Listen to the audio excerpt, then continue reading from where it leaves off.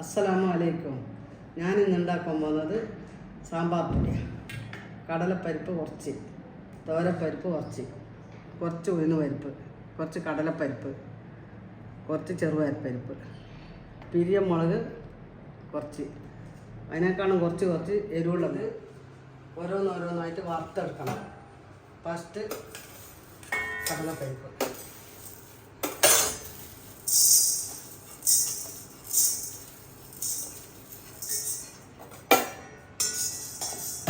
പരിപ്പ് കുറച്ചാകുമ്പോൾ ബാക്കിയുള്ള പരിപ്പുകളെല്ലാം ശരിയാണ്. നന്നായിട്ട് വറുക്കാം. പരിപ്പുകളെല്ലാം പാകം പോലെ ആയി. ഇത് മാറ്റി വെച്ചിട്ട് മുളക് ഇതുപോലെ വറുത്തെടുക്കണം. ചട്ടിയിലിട്ടിട്ട് ഒന്ന് കരിയാണ്ട് വറുത്തെടുക്കണം. മുളക് പാകം പോലെ ആയി. ഇതുകൂടി എല്ലാം നന്നായിട്ട് മിക്സാക്കിയിട്ടാണ് പൊടിക്കുക. മുളകും വറുത്ത് മാറ്റി വെച്ച് അതിന് ശേഷം കൂടുതൽ മല്ലി,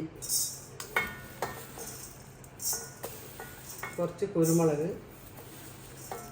കുറച്ച് ഉലുവ, കുറച്ച് നല്ല ജീരകം, കുറച്ച് പെരുംജീരകം, ഇതെല്ലാം കൂട്ടി ഒന്ന് വറുത്തെടുക്കണം. മല്ലി വറുത്ത് കോരിയതിന് ശേഷം കുരുമുളക് ഇടുക. എന്നാൽ ഓരോരുത്തർക്ക് ആവശ്യത്തിന് എരിവിനനുസരിച്ച് കുരുമുളക് ഇടാം. ഞാൻ ഇത്രയും മാത്രമേ കണക്കായിട്ട് ഇടുന്നത്. ജീരകവും ഉലുവയും എല്ലാം പൊട്ടി ഇനി പാകം പോലെ ആയി. ഇത് മാറ്റി വെക്കാം. എല്ലാം വറുത്ത് കഴിഞ്ഞ് ഇനി കറിവേപ്പില നല്ലപോലെ ഒന്ന് വറുത്തെടുക്കണം. എത്ര കറിവേപ്പില ചേർത്താലും അത്രയും നല്ലതാണ്. സാമ്പാർ പൊടിയുടെ സാധനങ്ങളെല്ലാം വറുത്ത് പൊടിച്ചെടുത്ത് കറിവേപ്പില അടക്കാം. ഇനിയിപ്പോൾ കുറച്ച് കായപ്പൊടിയിൽ ചേർക്കണം.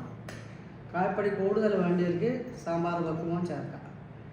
നിങ്ങൾക്ക് എപ്പോൾ ഉപയോഗിക്കുക പറ്റിയൊരു സാമ്പാർ പൊടിയാണ്. നല്ല വൃത്തിയിൽ എല്ലാം കഴുകി ഉണക്കി വറുത്ത് വെച്ചതാണ്. ഇപ്പോൾ കുറേ ദിവസത്തേക്ക് ഉണ്ടാവും. ഇത് 1-2 സ്പൂൺ അവിടെ സാമ്പാറിന്. അത് തന്നെ നല്ല അടിപൊളി ടേസ്റ്റുള്ള സാമ്പാർ. എല്ലാവരും ഉണ്ടാക്കി നോക്കണം.